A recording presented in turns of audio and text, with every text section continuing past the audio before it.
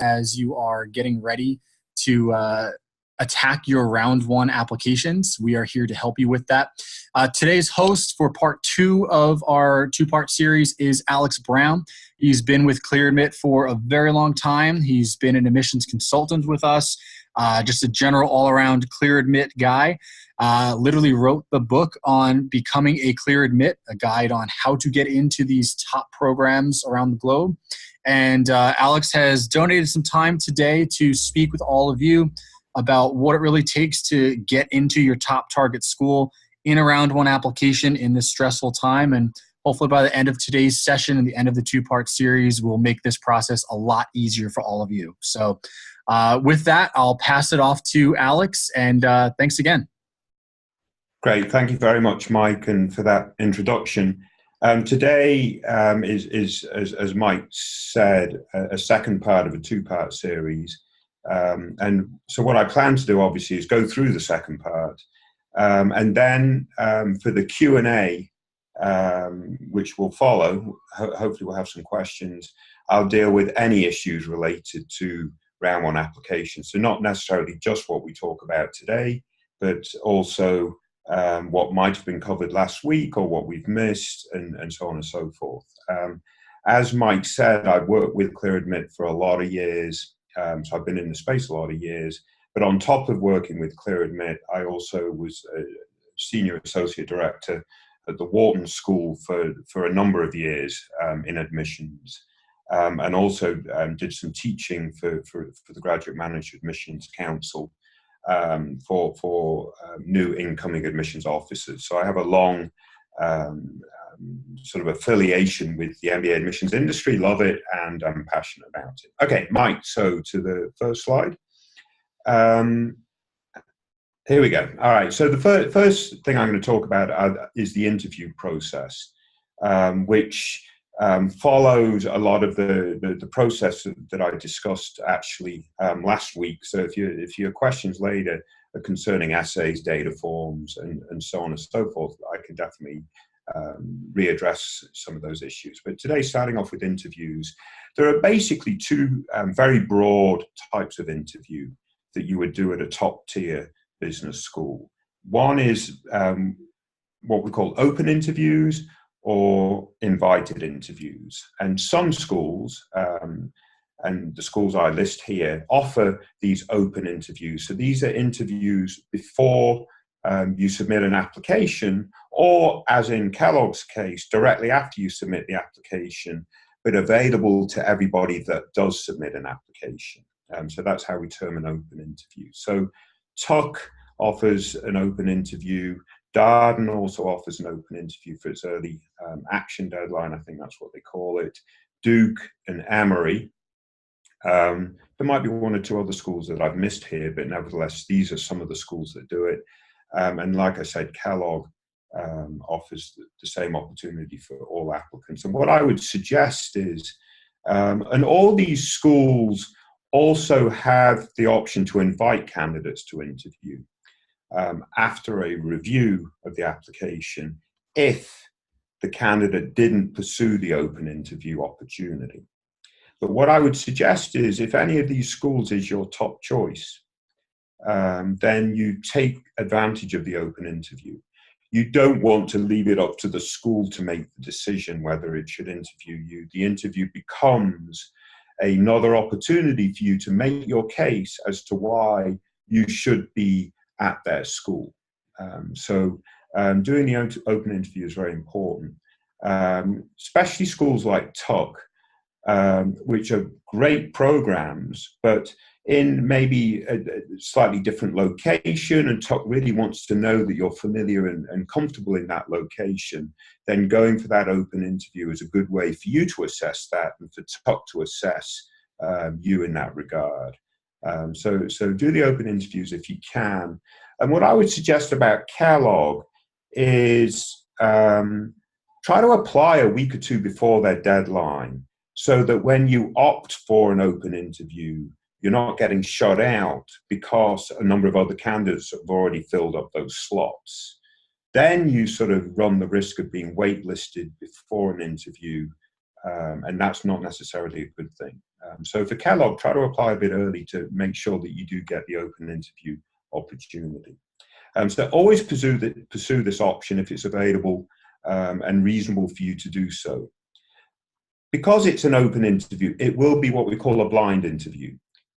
Clearly, the person interviewing you hasn't read your application, mostly because you haven't submitted it, or in Kellogg's case, it hasn't been processed yet to that extent.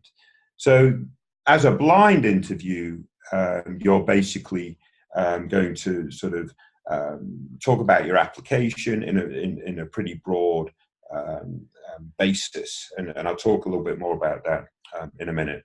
The key, though, for these open interviews is really make sure you know your story before you interview. The reality is, when you go to an interview after you've been invited for an interview, you've already applied. At that point, you really should know your story. But if you're interviewing before you've applied, your goals might not be sharp. You might not have really run through all your decisions that you've made in terms of your professional career and so on and so forth.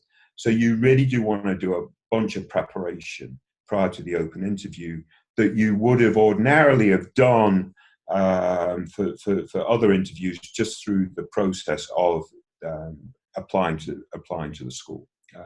So that's a little bit about the open interview. If you want to move on, Mike, please. So the majority of top schools use an interview by invitation. So you'll apply to the school, and a portion of the applicants, presumably the better portion of the applicants, will be then invited for an interview for further consideration. If you're not invited for an interview, you may be waitlisted prior to an interview offer and hence pushed into round two, or you're going to get denied, unfortunately. There isn't a top business school that will accept a candidate without an interview. Not as far as I'm aware, certainly not over the last few years. So you need to be invited for an interview in order to gain admissions. So by invitation is the standard. The majority of schools do it this way rather than the open interview.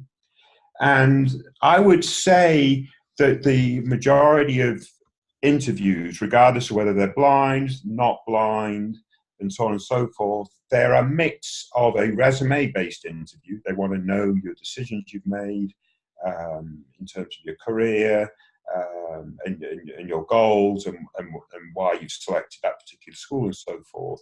A mix of that as well as behavioral interview. So they want to know why you did certain things, how you reacted, how you responded, what you were thinking, and so on and so forth. It's sort of, you could almost consider this an innovation in the MBA admission space probably about 10 years ago by MIT Sloan. They were sort of the first school to adopt a behavioral sort of model for their interviews, but most schools now adopt a few behavioral questions and a few resume-based questions. The majority of schools, even those that offer interviews by invitation, still use a blind interview.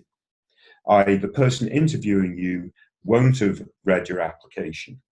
The most that they will have learned about you will be from the resume that you might bring to the interview, or they might have had a resume printed out from the application. There are a few schools, however, that use a non-blind interview, and Harvard would be the most prominent of those. Sloan is another example, Stern, and there's probably one or two others. The key will be for you just to make sure that you know when you're invited for an interview, hopefully you are, that you know whether it's a blind interview or not a blind interview, and the consequences of that style of interview. If it's a blind interview, you're basically looking forward, they're basically looking at you to reinforce your candidacy.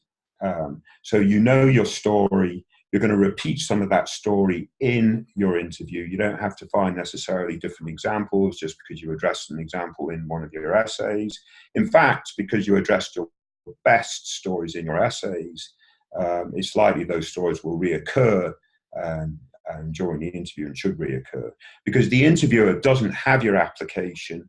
The interviewer needs the best version of you in order to write his or her report. So clearly the best version of you should have also appeared in your application. So there's going to be plenty of duplication there.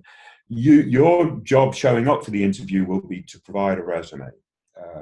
You might not be asked to do so, but it's just smart to bring 2 copies of your resume, one for yourself, maybe as a placeholder for you, and one for your interviewer. I think the only school that says, no, we don't want the resume is Darden.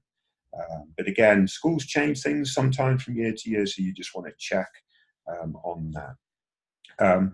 So that's the blind interview. If it's a non-blind interview, that means the interviewer knows your application, has read your application, or at least has read detailed notes from the people that have read your application. So for a non-blind interview, you really need to be prepared for a high level of scrutiny. So you might be asked why you made certain decisions. You might be asked to dive deep into a certain example that you addressed in an essay. Or something maybe one of your recommenders said about you may come up in the interview as fair game. So typically a non-blind interview is less broad-based and more likely to drill deep into certain aspects of your candidacy. So just be ready for that. But I would suggest even a blind or a non-blind interview will be somewhat resume-based in terms of really understanding who you are and how you've made decisions, why the MBA, why now, why school X, what your goals are and how it all works, plus some portion of behavioral. So to giving some really insight into why you've done certain things.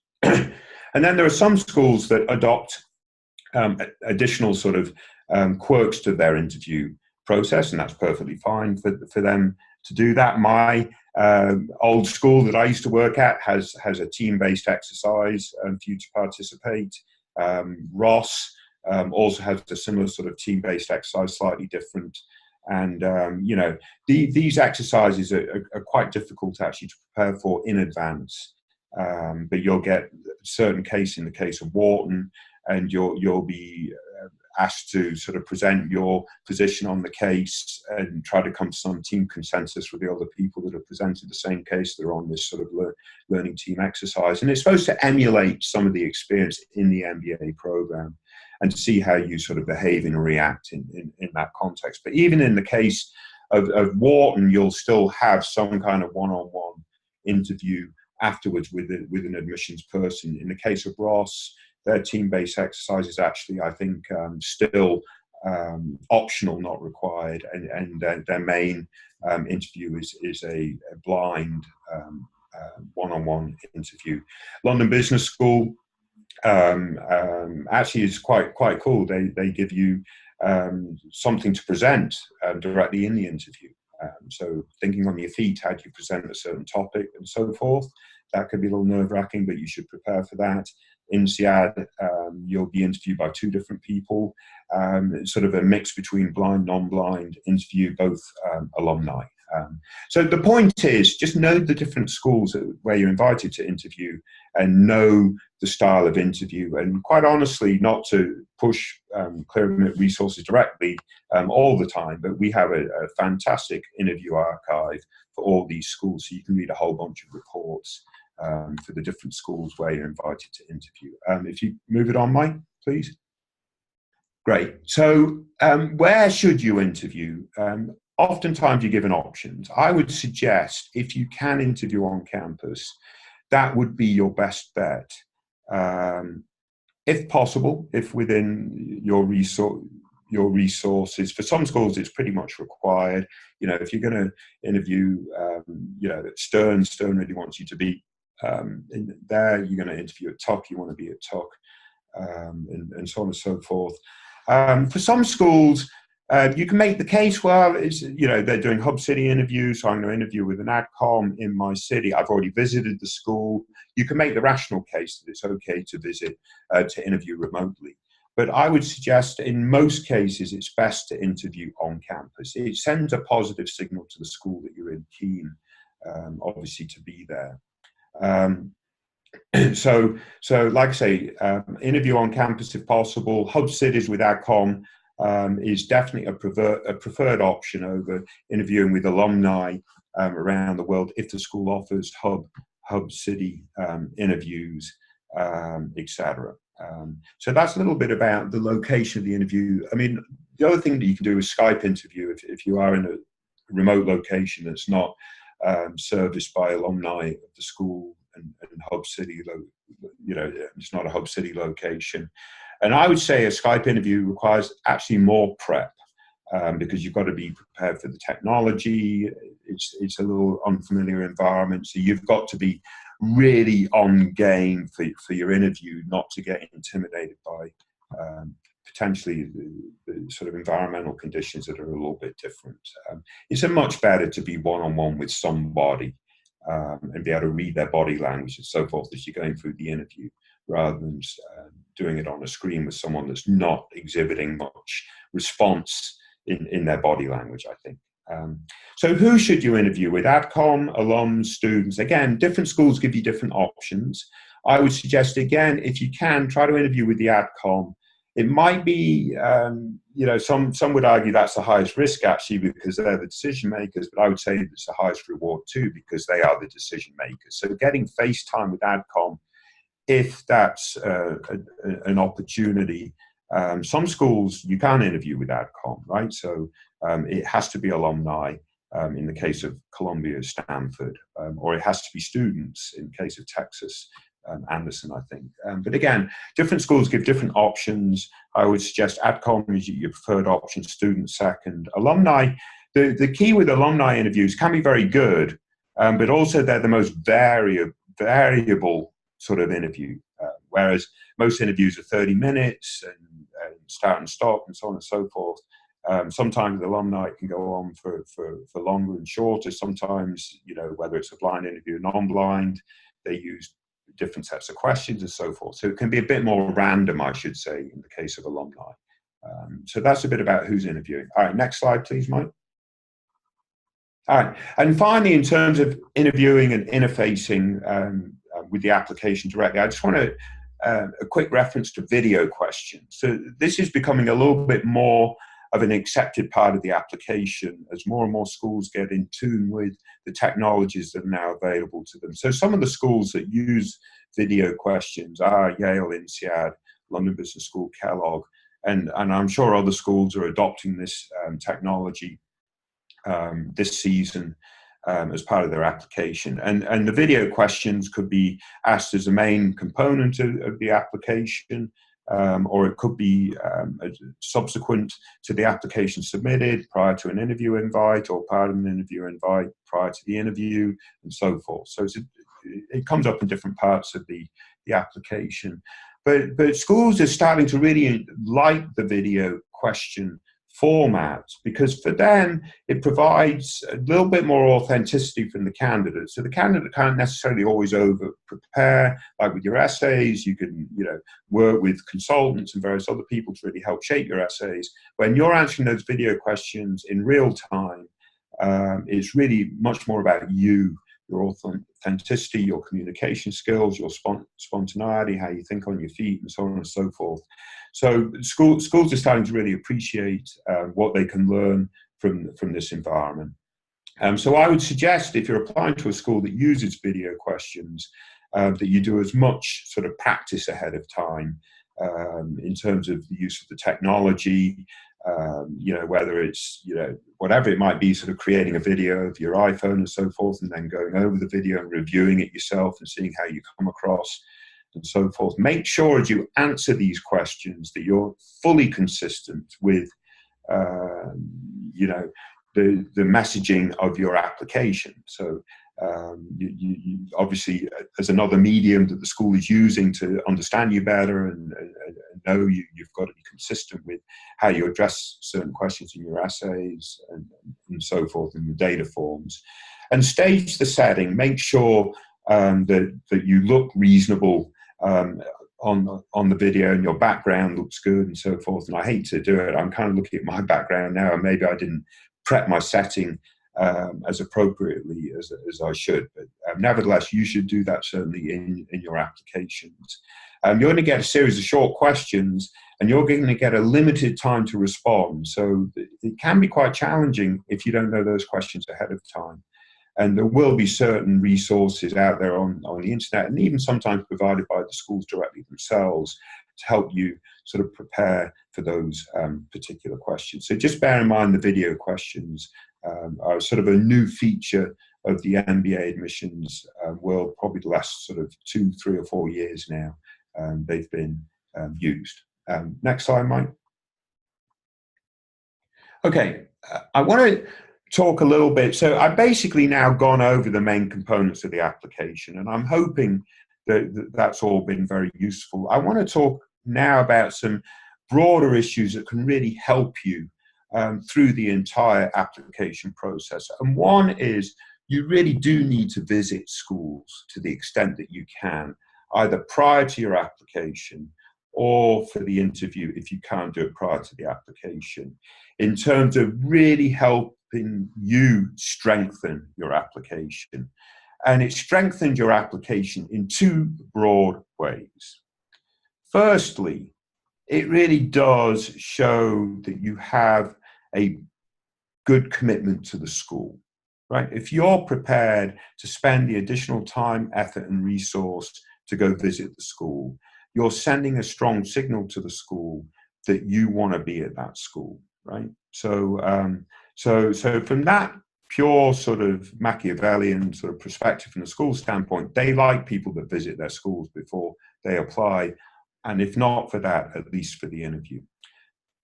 On the other hand, it also allows you to strengthen your applications, because you can write about why the school is a great fit for you directly in the applications as you talk about experiences during your visit to the school. That's a very good thing. The visits, for the school visits, is your best way to research the schools. You can read all you want online about schools, fantastic, but really a direct visit is much more informative. Like I say, try to do it before you visit and before the interview. So a quick question. I think I'll throw out a quick poll question if I can, and give my voice a bit of a rest. Mike, you got that question? How many of you have actually visited schools at this stage? Or I guess the question is not how many. Have you visited schools? Have you had the opportunity to visit any of your target programs to this point? So if you want to just have a quick yes/no answer to that question. I'm not quite sure what I'll learn from you doing that, other than I could take a drink and sort of watch for half a sec. Okay, so I've had a bit of a break, and yes, good. So more of you have visited. No, sorry, less of you have visited than 33% of you have visited. So that means the majority of you haven't.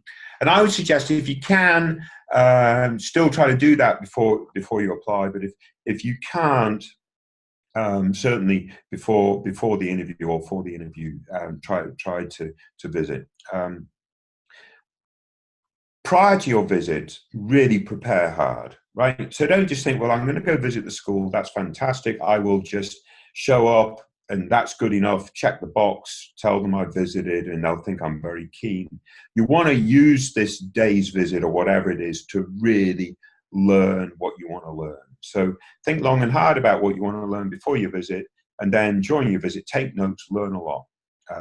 I think I saw a quick question come up, what should I wear for the visit? I would say anything from sort of smart casual up.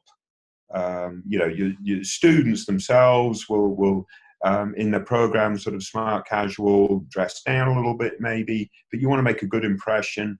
And if it's just for a visit, not an interview, you probably don't need to wear a suit, but you want to look decent, but you also want to feel comfortable, right? You want to enjoy the experience and feel comfortable. So just go for something sort of, khakis and a shirt if you're a guy. If you're a lady a blouse and so forth, and just feel comfortable. That's kind of the main thing. And you're going to meet people during your visit. This is a really good opportunity potentially to make some connections, and that's going to be our next slide, is the importance of trying to make connections, but in essence making connections with ACCOM potentially, or with students. So ahead of time you might want to be reaching out to various clubs that you're interested in, find out who the club leaders are, email them ahead of time, see if you can meet with them during your visit and so forth. Thanks, Mike, for moving that on to the next slide. So visit's very important, right? Let's not underestimate what that can do, especially to schools. Again, I hate to focus on school like Tuck or Stern or whatever, but they really want you to understand their experience, right? Before you make the commitment to attend their program. So visit's the only way you can do that sort of truly effectively. Making advocates is important for a couple of reasons. One is, again, advocates can help you really think through why the school is a good fit for you, and that in turn can help strengthen your application. Whether it helps you really sort of map out your essays, maybe there's some advocates that will send a sort of supplemental letter on your behalf. That would be fantastic, and so forth. So it can help strengthen your application. And that latter point I make is actually even more important if you end up being on the wait list. An advocate could weigh in for you, right? If you're placed on the wait list to sort of help tip the balance in your favor. There's 3 or 4 different sources of advocates at business schools. So this is very important. I would search your networks on LinkedIn, various other things, look at your firm where you work, anyone undertaking MBAs, where they're undertaking them, do some informational interviews with them, network with them, and really learn from those folks. You can also go to the school's website, again, to see if they have a means for you to connect with alumni. I'm talking about alumni at this point, and alumni in your particular geography. And maybe they do alumni conferences and stuff, and maybe they make those open to people applying to the school rather than just for alumni and so forth. So really explore how the school engages their alumni in the admissions process, because some schools are very smart about using their alumni in admissions. So you want to try to take advantage of that. And it's the same with current students at these different programs. Which programs do you know current students at? Searching networks, which programs have people from your firm at them, reach out to them, and so on and so forth. This stuff is super, super important if you can do it. And again, go to the school's website, whichever clubs you're particularly interested in, look at the leaders, student leaders at those clubs, reach out to them. If you're going to visit the school, as I suggest, tell them when you're coming to visit, tell them you want to meet with them and so forth. Obviously, you've got to make a good impression. If you do engage with these people and they don't, it's not a good. You're not leaving a good impression. They're obviously not going to be advocates for you.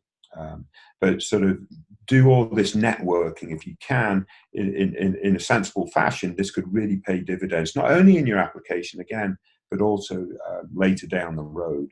And it's the same with AdCom. So some AdCom are really sort of good about sort of following up with people that they've met on the road, people that have come to visit their schools, and so on and so forth. So if you do get a business card from an AdCom, always thank them and always sort of try to leave a good impression. And some of you might be exploring some niche focus at a school, and there might be a faculty at the school that champions that particular focus. Then that might be an opportunity even to reach out to faculty and get a potential faculty as an advocate in your admissions process. And what advocates can do potentially, in the MBA sort of application process, there are required recommendations that are expected, right? So most schools it's 2, sometimes it's 1. But sometimes an advocate would submit a sort of what we call a supplemental recommendation. And they might do it with your knowledge, or they might do it without your knowledge, but they can certainly support you. And there's nothing better, I think, in an application than having a 2 or 3 page sort of substantive document from one of the school's community sort of weighing in on your behalf, right? I mean, that sends a pretty strong message, I think. So if you can nurture advocates, that's brilliant. If you can visit schools, that's brilliant. Those are two things that potentially you wouldn't ordinarily think have big influence in the application process. I would suggest actually have a huge impact in the application process. Next slide, please, Mike. Okay, so what happens if you are waitlisted? Again, most of the other application stuff I talked about last week, and I'm happy to answer any questions on that in probably the next 5 minutes. But I wanted to finish this conversation off by talking a little bit about the waitlist. So you spent a lot of time applying, you did the interview. Let's assume you're invited for an interview before you're waitlisted again. Sometimes people are waitlisted prior to the interview and you're bumped into round 2 and you might be invited for an interview at that point. But you would never get admitted without doing the interview, so you have to be clear on that. If you're waitlisted, really try to do some self-reflection to figure out why. And there are 3 reasons why you might be waitlisted. You might simply be a bubble candidate, right? That's probably what you'd think is the most common reason. So the school is just not quite sure yet if you're truly one of the people that they should be admitting, but they're not quite sure yet if they're sort of person that they want to let go. They haven't seen the quality of the round 2 pool yet. Round 1 pool is usually better and stronger than round 2. Overall, they want to make sure out of rounds 1 and round 2, they admit the bulk of their class, and they've done a great job doing that. So what we might call bubble candidates would basically be deferred into round 2 and considered against that pool. And many of those bubble candidates will ultimately get admitted, because you have to recognize, I would suggest as an admissions officer, we will under-admit a little bit on round 1 because, again, we don't know round 2, we don't know the strength of it yet. And the worst thing that we can do is over-admit and end up having to defer a bunch of candidates in the summer. We don't want to do that. So we'll under-admit a little bit after round 1, and we'll stick a bunch of people on the wait list, and you wait and see, there'll be a bunch of people on the round 1 wait list. And some of those will be bubble candidates. Some of those will be strong candidates in all aspects, but there's one obvious deficiency. And if you fit into this category, you just got to be smart enough to figure out, well, what is my obvious deficiency? And it might be you have fantastically interesting work experience, something very different and very interesting for the AdCom, and you've done some really cool extracurricular stuff and so on and so forth. But we're just a little concerned there's just not enough quant there for us to see. And if you fit into that category, maybe you got to go tell them you're committed to the wait list, you've now signed up for a couple of quant classes, or you're going to retake the GMAT, get a stronger quant score, whatever it might be to push you over the edge. That'd be fantastic. But just be smart about that if you think there is an obvious deficiency potentially in your candidacy, but you've been put on the wait list, so the school really likes you, but for that one area. So that's the second reason why you might be on the wait list. The third reason might be that you're a strong candidate, but you haven't shown us that commitment. And frankly, some schools are like this, right? They're going to read your application. They'll be like, well, this is a great candidate, but oh boy, I bet this candidate's going somewhere else and we're a safety school. If that's the case, then obviously the way to react to that is either go to that other school and just forget this waitlist issue because the school got it right and you've got better offers anyway. Or if you just didn't come across as being a committed candidate, but you are a committed candidate, then start to figure out how to become a committed looking candidate. Go visit the school and show them your goal focus makes sense for you to be there and so forth. So figure it out and then decide to react and respond as appropriately. So know the waitlist rules. So most schools are open to lots of communication because they use a waitlist to really gauge whether you're committed to their school. Right? That's just the reality of the game. But surprise, surprise, the school right at the top of the heap, or one of the 2 schools right at the top of the heap, really doesn't want to hear from you at all, other than you're committing to the waitlist. So that's in the case of Harvard. So just make sure that if a school gives you a certain set of rules for the waitlist, that you follow those rules. Within those rules, you react and respond, give the appropriate updates, strengthen your candidacy, and make sure then that you're ready to be compared with round two as they're making decisions for round two. So most waitlist admits do actually come from round one at the end of the season. I haven't actually done this research, but I presume this is the case. Come from the round one waitlist, and you're going to be most successful at the juncture that you're being considered with round two candidates. So that would be in the March timeframe. So it's basically pushing your decision back from December, which would have been, December 20th or something like that, when you would have known for round one. You're now going to hear towards the end of March. Next slide, Mike. And finally, don't forget there are 2 rounds, or I shouldn't say that there are actually 3 or 4 rounds for most schools, but the first 2 rounds are the ones where you have most opportunity for admission. So, you're going to apply to 5 or 6 schools, maybe 6 or 7 if you're sort of the regular candidate. You might want to bang 3 or 4 applications into round one with a plan to apply to round 2, depending on your success in round 1. So I don't think you need to feel the urgency to get all your applications into round 1, and especially if you're not from an overly represented population. So if you are from an overly represented population, so you're an IT guy, Asian origin, so on and so forth, then there's more urgency necessarily to be in round 1. But if that's not the case, then be strategic about which schools you choose for round 1, and then follow that up with a plan for round 2, depending on your round 1 results. And then finally, as I had on the slide last week, don't leave your submission to the last minute. That puts you in the risk that the school's IT department isn't with it that day, and the servers are getting overloaded, and you get bumped into round 2. And again, for a school like Kellogg, there is actually an advantage of applying early in terms of getting that opportunity for the open interview and not being waitlisted for an interview, which you don't want that to happen if you're choosing the open interview option. So I'll leave it at that. I do really appreciate you listening to me. I hope some of the things that I say is useful to you. Again, I've long experience in admissions, and I'm passionate about it. And what I'm really passionate about is being as transparent as we can in the admissions process. And I think I proved that point when I was at the Wharton School, creating a discussion board for candidates right on our website. And I've tried to sort of emulate that in the years following.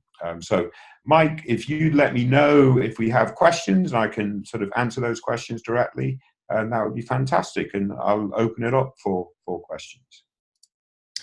Yeah, fantastic. And thanks a lot, Alex, for the presentation thus far.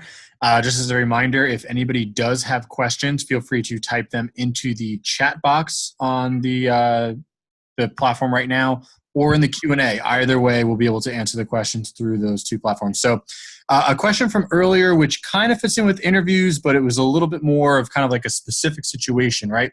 If you're an entrepreneur, how would you message your transition to business school? What if you plan on having your business continue, and you may also want to continue to operate that business while you're in school? Yeah, I mean, the entrepreneur question comes up quite a lot. And, there's always these sort of myths that an entrepreneur doesn't need an MBA, and, all these truly successful people, like Mark Zuckerberg and Steve Jobs and whatever, they didn't get MBAs, right? So why would you need one? And what I would say, first of all, is, those companies, Apple and Facebook and lots of other tech companies, hire a lot of MBAs. So obviously, whilst those individuals themselves were able to take advantage of incredible opportunities and market shifts and be successful without the MBA, they clearly recognize the value of the MBA because their firms hire lots of MBAs. But as an entrepreneur, I'm a big believer that the MBA can provide obviously a lot of value, because it's basically teaching you business fundamentals, how to scale a business. In business school, you meet, you know, not only you're learning a bunch of stuff, a lot of entrepreneurial related, but you're meeting a bunch of people who may ultimately end up being, you know, vendors for you, customers, more importantly, maybe meeting VC people, you're going through funding rounds and so on and so forth. So the business school network itself is also very valuable, I think, to entrepreneurs. So going to business school as an entrepreneur is a very good idea, I think, in a lot of cases, maybe not in all cases. You would definitely need to address how you're managing your business during your time in business school, and what sort of, you know, how you're planning to do that. Because as an admissions officer, I'm going to be very interested in what sort of planning you put in place, for a couple of reasons. I want to know when you're at my business school that you're going to be truly engaged in our program and in the clubs and all the other activities and so forth. So make sure you have a good sort of plan in place, to show us that you've thought this through long and hard, and you're not going to be running around like a mad person trying to run your business and then showing up for classes once in a while. That's not going to go down well, for anybody. So just have a good plan for it, and so forth. And I think, as an admissions officer, we like entrepreneurs. I think your experiences, even entrepreneurs that have failed, you learn a lot from failure, right?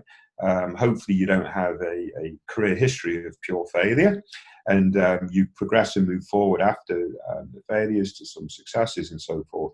But an entrepreneur has a set of experiences that can be very attractive, to admission. So from that standpoint, it can be a big positive, also. If I have missed a point in that question, please throw out the question again, or let me know where I might have missed something. Yeah, there's a follow-up that came through, for communicating the plan. Would essays be the best medium to do that? I think so. Essays, you know, certainly if there's a goals essay, you're going to talk about your goals returning to your business, and how you're dealing with the business during your time in business school. So the essay, certainly the interview too, you know, that sort of one-on-one dialogue with an individual, that's going to be another opportunity for you to address that particular issue. Perfect. So another question: how can you decide when you have the best or strongest application that you could possibly have? How does that decision be made? Yeah, and after you've applied to 3 other schools. That's a joke, but unfortunately, as funny as my sense of humor is, that's the reality. There is a learning curve, to this process. You know, you want to get your applications in round 1. There are advantages to that in terms of learning your decision sooner, unless you put on the wait list. So that's a key advantage. The disadvantage really is that even if your experience hasn't grown in the 3 months to round 2, your perspective and understanding and basically your application will just be better executed and stronger, having gone through the process. So you know, one thing to consider is if you're applying to 6 or 7 schools, and let's say you're a couple of sort of top tier like Harvard and Stanford in there, and you've got a couple of other M7s, maybe Kellogg and Chicago, and you've got a couple more like Duke and you know, basically you've got all very, very outstanding programs, but clearly there's some just a little bit better than the others. It's like, well, when do I apply to Harvard and Stanford? Do I do that in round 1, or do I apply to Duke and Ross in round 1, and you know, then Harvard and Stanford round 2, and I got the results from Duke and Ross, and so on and so forth? It's a very difficult question to answer, unfortunately. But you know, there is a learning curve, and there is a temptation to get that application in at Harvard in round 1. And I understand that, but then the reality is Harvard is the first deadline, so that becomes tricky. I mean, actually, ISA is a day before Harvard, but nevertheless, that does make it a little bit tricky. All right. Another question which kind of touches on the life cycle of an applicant here. So, if you're a reapplicant and you were waitlisted last year, what would you suggest is the most important thing to focus on this year? Well, again, if you're waitlisted, it's one of three reasons. And it's up to you to really try to figure that reason out. Is there a deficiency for which you can now address in the subsequent months, as you reapply in round one? I hope most reapplicants choose round one. I think if you're coming in round two, there has to be a real good reason for that. So for sure, a reapplicant's got to be targeting round one. If there is a known deficiency, boom, address it. You know your test scores, if they're even 10 points below the school's average, retake it. You've got time to do that now. Even if you don't improve the test scores, you've shown initiative, you've shown self-awareness, you've tried to address the issue. That's better than not trying at all. Addressing the issue is best. Trying to address is second best. Ignoring it is third best and worst, right? The additional year, hopefully you can also show some growth professionally, personally, additional experience outside of work, additional leadership somewhere. All this is sort of good material for a reapplicant. And, in most cases, business schools are reapplicant friendly. So they respect the candidate that's come back. They're a bit more committed. They show that commitment. At the end of the day, and I said this, I think at the beginning of the last webinar, that the majority of candidates are actually admissible. So the school is only admitting a small percentage of admissible candidates. So as a reapplicant, you may well have been admissible first time around. Now you have time to strengthen stuff, show additional commitment, and hopefully you gain admission in the first round of the following year.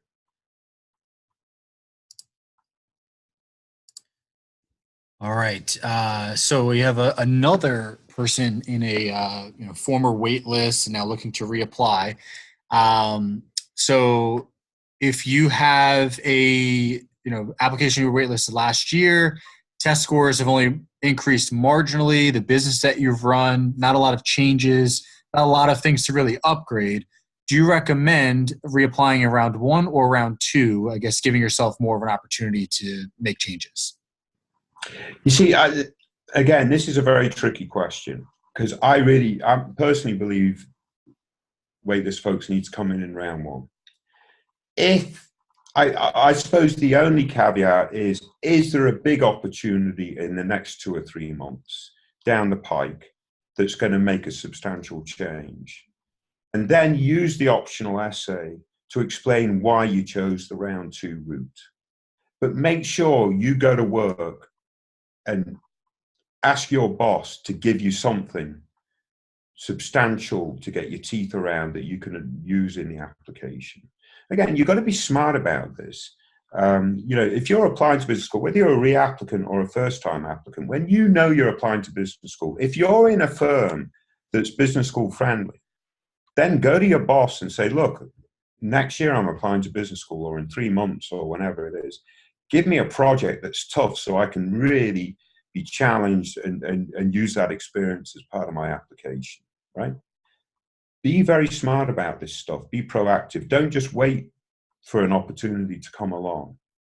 Try to initiate that opportunity if you can. I mean, some of us don't work in MBA-friendly places, and that does present challenges, and AdCom does recognize that. But if you're in an MBA-friendly place, exploit it.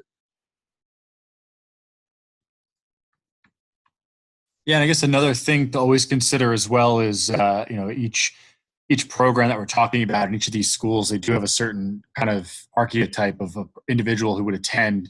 And sometimes there's some things you can do outside of just the normal 9 to 5 working hours that would attribute to the program that you're attending. Sometimes those kind of things can help. So joining different organizations or making networking rounds with some additional folks who have been to that school. I mean, there are other things outside of just the test score and your resume that you can try that, if you're kind of maxing out those two areas, there's some other things we've discussed that may be appropriate for you to look Yeah, into. I mean, your extracurricular activities, your volunteer experiences, you have much more control over that, and they are super critical. So you're exactly right, Mike. Focus on the areas you have some control over and strengthen them.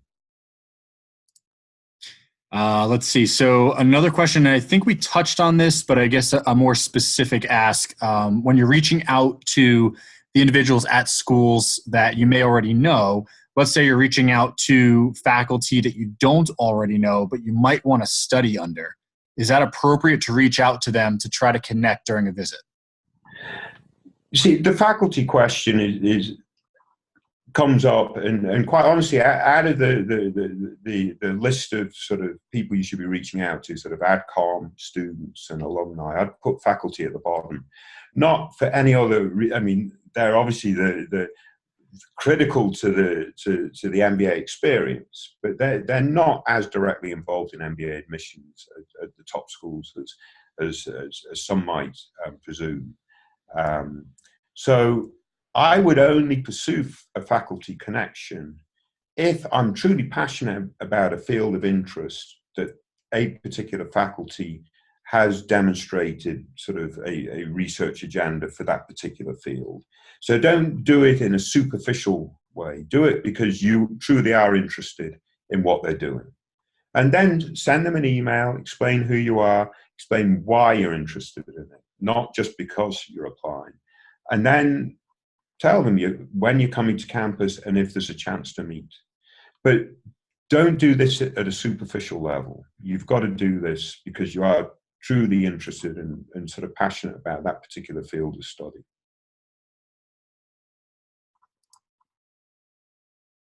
All right. As of this moment, that was the full list of questions. We'll hang for another minute or so just in case there's any other ones that are coming in.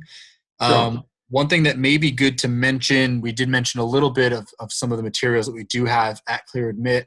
And we typically, I know in the last session we had this question come up, and some of the questions coming in today, they are personalized types of questions. The Apply Wire section of our site, where people can log in and tell us their profile information, what industry background they have, what industry they're looking to attempt to break into, the target schools. That's great for a profile review. It is something that we do. Alex is actually one of the folks who would comment on your profile. Alex, you want to touch on what we do on there? Sure. I mean, I mentioned a couple of resources, and again, this isn't just to push our resources necessarily. So I'm only going to mention stuff because I really think it will help you in the admissions process. One is ApplyWire, and ApplyWire on our site, you can just go to the link. You would just identify the schools you're planning to apply. Include some other sort of profile information, and then ask for some feedback. And before you do that, you might want to browse ApplyWire a little bit just to see how others have done it and the sort of feedback they're getting. And typically, well, not typically, but I'm the one that answers those bits of feedback. And sometimes other people chime in, and sometimes there's a dialogue.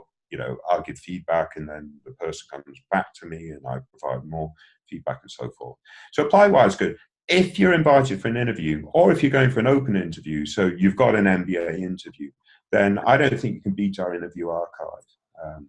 And it's very easy to do a search on the particular school, and you'll get interview reports from candidates that have interviewed at those schools, at that particular school over the last 3, 4, 5, 6 years. And just being familiar with the interview questions up front is a good way for interview preparation. We also have interview guides for each of these schools that I've actually just helped proofread, again, which are also very popular. But I would suggest those 3 resources are outstanding for candidates. And the interview reports and ApplyWire directly on our website are freely available. So I would do that. for sure. And finally, I don't know if any more questions came in, but what I would say is going through the admissions process is a very sort of intensive experience. It's not something to be taken lightly. You can't do it quickly. It takes a lot of time, effort, and energy. But I also think there's a lot of personal value that you can gain from going through all this. So hopefully you do gain that. And actually, finally, I would suggest our school guides are currently freely available, as is the book that I wrote. And I did write the book on this subject, and it is outstanding, even though I say so myself. Again, I use a bit of my humor, but honestly, the book that I wrote is like 70 or 80 pages, so you can read it in a night. It's no fluff, straightforward, and it goes into a lot of detail on all aspects of the admissions process. And we're currently offering it free on the site. So I would download that. Why not? I mean, you can't learn enough about this process to put together those outstanding applications. And Harvard's deadline, like I say, is coming up now, probably in what is it, a week and a day, or a little under 2 weeks, I think. So I wish you all the best of luck. Any more questions, Mike? I think we are all set. So, Alex, again, thanks so much for presenting today. For those of you who did stick around, we will be posting this recording live on clearadmit.com by the end of the week, and we'll make sure we let everyone know when it is live. So come back to the site and check it out, and as well as the first part of this webinar series. And keep in mind, we may have more of these coming up as we move throughout the admission cycle. So if you enjoy the assistance from our team, continue to come back to the site, check out what we have going on, and we're here to help you guys out as you navigate this process. So lots of luck to everyone. Thanks again to Alex, and hopefully we'll see you all again soon. Yeah, good luck, guys. Take care.